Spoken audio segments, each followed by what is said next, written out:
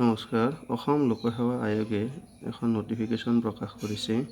In connection with combined competitive prelim examination 2024 to be held on 8 June 2025 Sunday, all those PWBD candidates in the category of blindness, locomotor disability and cerebral palsy who will require scribed for appearing the examination are directed to apply the commission for scribe within 25th May 2025 along with their name and application ID during office hour. The claim of other category of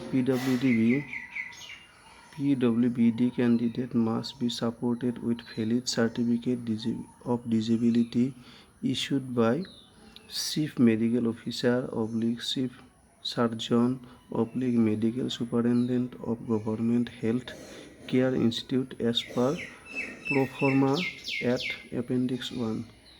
মই লাহে লাহে গোটেইখিনি দেখুৱাবলৈ যত্ন কৰিছোঁ।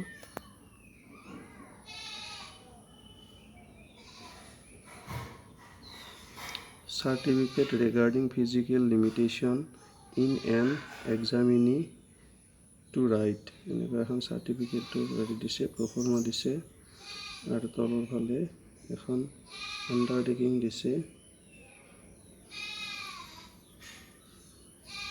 চাওক, এইখিনি আছিল আজিৰ এই ভিডিঅ'টোত।